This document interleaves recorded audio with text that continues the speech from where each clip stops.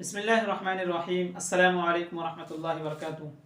ناظرین، اسلامی سال شروع ہو چکا ہے، محرم الحرام کا مہینہ آ چکا ہے۔ محرم الحرام کا مہینہ یہ دیگر مہینوں سے زیادہ اہمیت اور فضیلت میں فوقیت رکھتا ہے۔ اللہ تبارک و تعالی نے اس مہینے میں بہت ساری انعامات کی ہیں۔ اللہ تبارک و تعالی نے اس مہینے کو دیگر مہینوں پر فوقیت بخشی ہے، اور اس مہینے کو کچھ وجوہات کی وجہ سے اللہ تبارک و تعالی نے اہمیت دی ہے۔ سب سے پہلی وجہ یہ ہے کہ اس مہینے میں روزہ رکھنا دیگر مہینوں کے مقابلے میں، یعنی رمضان کے بعد دیگر مہینوں کے مقابلے میں زیادہ اہمیت ہے، کیونکہ حضرت علی رضی اللہ تعالیٰ عنہ سے کسی نے پوچھا کہ اس مہینے میں روزہ رکھنا کیسا ہے، تو حضرت علی نے فرمایا کہ یہی سوال اللہ کے نبی صلی اللہ علیہ وسلم سے کسی نے پوچھا تھا، تو اللہ کے نبی صلی اللہ علیہ وسلم نے فرمایا افضل الصیام بعد شہر رمضان شہر اللہ المحرم، کہ رمضان کے بعد روزہ رکھنا محرم کے مہینے میں سب سے زیادہ افضل ہے۔ اور ایک اور حدیث میں تو یہ ہے کہ محرم کے مہینے میں روزہ رکھنا، ایک دن کا روزہ رکھنا گویا کہ 30 پورے مہینے کا روزہ رکھنے کا ثواب ملتا ہے۔ ایک وجہ یہ ہوئی۔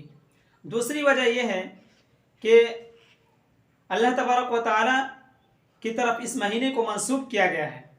اللہ کے نبی صلی اللہ علیہ وسلم نے فرمایا افضل الصیام بعد شہر رمضان شہر اللہ المحرم، تو اس میں شہر اللہ کہا گیا ہے، یعنی اللہ کی طرف اس مہینے کو منسوب کیا گیا ہے، تو یہ اللہ کا مہینہ ہو گیا، تو اللہ کے مہینہ ہونے کی وجہ سے اس کی اہمیت ہوئی۔ دوسری وجہ یہ ہے، اور تیسری وجہ یہ ہے کہ جہاں اللہ تبارک و تعالی نے قرآن کی آیت میں بیان فرمایا ہے ان عدۃ الشہور عند اللہ 12 شہرا فی کتاب اللہ یوم خلق السماوات والارض منها 4 حرم، کہ اللہ تبارک و تعالی نے آسمان و زمین کے پیدا کرنے کے دن سے ہی مہینوں کی تعداد 12 رکھی ہے، اور اس میں سے 4 محترم ہیں۔ تو یہ 4 محترم جو مہینے ہیں، انہی مہینوں میں سے ایک محرم الحرام کا مہینہ ہے۔ محترم مہینہ اسلام کے آنے سے بھی پہلے یہ 4 مہینے محترم تھے، یعنی عرب کے لوگ اس مہینے میں جنگ نہیں کیا کرتے تھے۔ ان 4 مہینوں میں ذی القعدہ کا مہینہ ہے، ذی الحجہ کا مہینہ ہے، محرم الحرام کا مہینہ ہے، اسی طرح سے رجب المرجب کا مہینہ ہے۔ ان 4 مہینوں میں عرب کے لوگ جنگ نہیں کیا کرتے تھے، جنگ کو ٹال دیتے تھے، اور اس مہینے کے گزرنے کے بعد وہ جنگ کیا کرتے تھے۔ تو اسلام آنے کے بعد اسلام نے بھی ان 4 مہینوں کو محترم رکھا ہے، اور فرمایا 4 حرم، کہ 4 مہینے محترم ہیں، انہی میں سے محرم الحرام کا مہینہ بھی ہے۔ اس اعتبار سے یہ تیسری وجہ ہو گئی محرم الحرام کی فضیلت میں۔ اور چوتھی وجہ یہ ہے کہ اس مہینے کو اسلامی سال کا پہلا مہینہ ہونے کا شرف حاصل ہے، یعنی اسلامی کیلنڈر کا سب سے پہلا مہینہ محرم الحرام ہے، اور سب سے آخری مہینہ ذی الحجہ ہے۔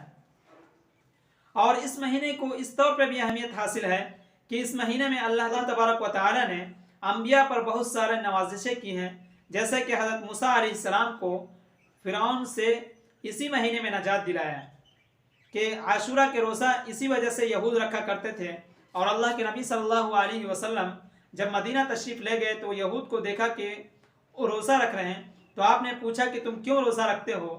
تو یہود نے کہا تھا کہ ہم اس وجہ سے روزہ رکھتے ہیں کہ موسیٰ علیہ السلام کو فرعون سے اسی دن نجات ملی تھی، یعنی عاشورہ کے دن محرم الحرام کی 10ویں تاریخ کو، تو اس وجہ سے ہم روزہ رکھتے ہیں۔